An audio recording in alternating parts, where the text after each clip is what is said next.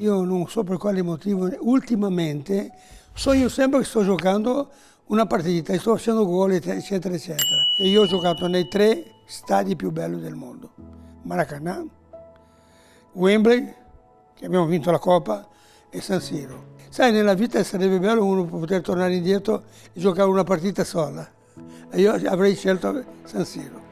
José Altafini è il 4º miglior marcatore della storia del Milan con 161 gol, eppure il suo innato desiderio non è mai mutato con lo scorrere del tempo, quello di vedere la palla entrare in rete. Una vita vissuta a pieno per il calcio, segnando a raffica in un periodo storico lontano, ma ancora attuale per ambizioni e aspettative. Altafini arriva in Italia alla vigilia degli anni 60, in un contesto rossonero che si sposa a pieno con le mire di una città intera.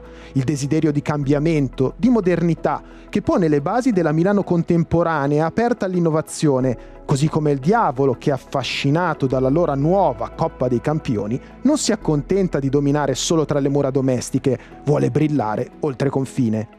Per un progetto così sentito, un percorso ancora sconosciuto per le squadre italiane, il Milan sceglie una guida nuova, per certi versi atipica, capace di coniugare le sue idee di gioco con la creazione di un insieme di uomini prima che di calciatori, Nereo Rocco. Ma tutti dicono, mi chiamano sergente di ferro, maresciallo di legno, ma io credo di essere un buon amico di tutti i giocatori. In rossonero, Rocco diventerà uno dei più grandi allenatori italiani di tutti i tempi ed è proprio negli anni 60 che costruisce la parte più gloriosa della sua carriera, restando ad oggi il mister più vincente nella storia del club con 10 trofei conquistati e quello che ha collezionato più presenze sulla panchina con ben 459 gare. Un Milan che gioca all'italiana, con una solida difesa a supportare la fase offensiva, ma è fuori dal campo che si cementa un gruppo che porrà le basi per tutti i successi a venire. Rocco crea una sorta di commissione interna dove si confronta con i senatori, i leader e protegge la crescita dei giovani. Un'idea di spogliatoio molto vicina a quella moderna, rivoluzionaria per quell'epoca.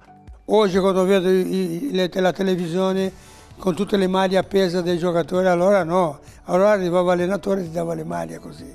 Vedendo queste maglie appese mi faceva pensare che avevo anch'io una maglia così. Ultimamente ho visto una fotografia che ero nel campo di allenamento e abbiamo vinto un campionato e io con quella tutta vecchissima che non era bella come questa.